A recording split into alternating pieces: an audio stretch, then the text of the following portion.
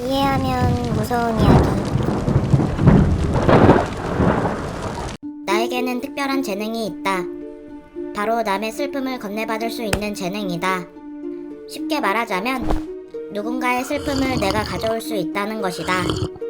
슬픔을 받은 나는 그 감정을 다 받아들이는 대신 슬픔을 건네준 사람은 그 감정이 사라진다. 나는 그 재능을 낭비하고 싶지 않았다. 그 애에 대해 한 번만 더 말해줄래? 이번 의뢰인은 7살짜리 어린아이였다. 양옆에는 걱정스러운 표정의 부모님이 함께 있었다. 나는 최대한 인자한 미소를 지으며 물었다. 그러자 아이는 손에 든 인형을 꽉 쥔 채 시선을 바닥에 두며 조용히 입을 열었다. 이름은 초롱이었어요. 제가 태어날 때부터 옆에 있었던 저의 제일 친한 친구였죠. 하지만 초롱이가 아파서 병원에 갔는데 나는 고통스러워하는 아이의 손을 잡았다. 아이는 오랜 친구였던 반려견을 잃은 슬픔으로 가득 차 있었다. 괜찮아. 이제 그만 얘기해도 돼. 나는 치료를 시작했다.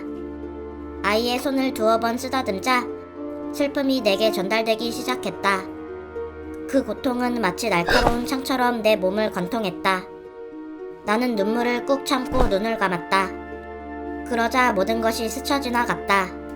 따뜻한 분홍색 혓바닥이 눈물을 닦아주는 모습. 조그만 손가락 사이로 느껴지는 부드러운 털. 나이든 강아지가 조용히 잠들어가는 모습까지. 아이의 마음 깊은 곳에서 쏟아져 나오는 슬픔이 나를 삼켜버릴 것만 같았다. 하지만 내가 거의 무너져 내리려 할 때 모든 것이 끝났다. 아이의 눈에 고였던 눈물이 사라졌다. 아이는 더 이상 슬프지 않다는 듯한 표정을 지었다. 나는 감정을 추스른 뒤 입을 열었다. 치료되었습니다. 아이의 부모들은 기뻐했고 아이 역시 천진난만하게 웃으며 생기를 되찾았다. 그들은 몇 번의 감사 인사를 전한 뒤 상담실을 떠났다. 나는 잔잔하게 남아있는 슬픈 감정을 억누르며 가족 사진을 바라보았다. 사실 내 남편은 나의 직업을 마음에 들지 않아 했다. 내가 낯선 사람들의 슬픔을 삼키는 게 싫다고 했다. 하지만 진짜 문제는 따로 있었다. 내 아들, 우리 툴님이었다. 툴님이가 어렸을 때는 내가 일 때문에 바빠서 놀아줄 기분이 아니라고 생각했을 것이다. 그런데 커가면서 깨달은 것 같았다. 엄마는 남의 슬픔을 받아 돈을 버는 일을 하고 있고 때문에 매일 슬퍼서 자신과 놀아주지 않았다는 것을 말이다. 그래서였을까? 툴리미는 사춘기에 접어들면서부터 나를 원망하기 시작했다. 날 괴롭히려는 듯 매일 사고를 치고 말썽을 피웠다. 어떻게 해야 툴리미와 다시 가까워질 수 있을까? 나는 항상 내 아이를 사랑하는데. 선생님, 다음 분 들어오시라고 할까요? 나는 눈물을 닦고 마음을 진정시켰다. 네, 그래요. 다음 의뢰인은 4살 된 아이를 암으로 잃은 싱글맘이었다. 이번엔 정말 큰 감정 소모가 될 것 같았다. 나는 마음을 다잡고 의뢰인의 손을 쓰다듬었다. 잠시 후 누군가 내 심장을 인두로 태우는 것 같은 통증이 느껴졌다. 그녀의 슬픔은 전기처럼 강렬했고 모든 것을 집어삼킬 정도로 거대했다. 내 뼈마디 하나하나 전부 으스러지는 것만 같았고 폐에 물이 차는 느낌까지 들었다. 그리고 동시에 그 순간들이 느껴졌다. 튜브와 전선 사이로 보이는 자그마한 생명. 주변에 모인 하얀 가운을 입은 의사들. 그녀의 상실은 바다처럼 깊었다.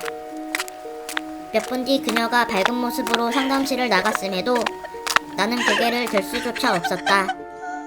죽고 싶을 정도로 괴로웠다.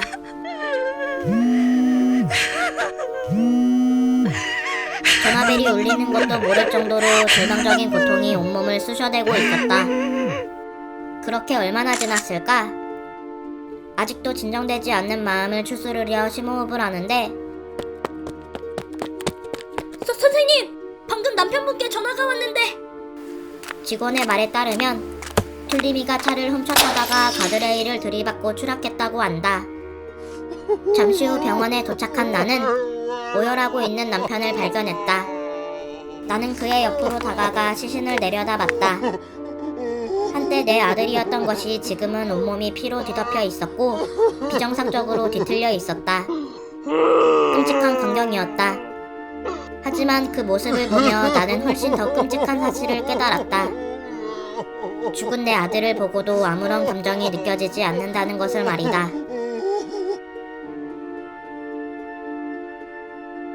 해석! 나는 다른 사람들의 슬픔을 건네받아 그들의 고통을 덜어주는 일을 하고 있었다. 하지만 그로 인해 너무 많은 감정을 소모하게 되어 감정적으로 마비가 되어버렸고 결국 사랑하는 아들의 시신을 보고도 슬픔을 전혀 느낄 수 없게 된 것이다. 민규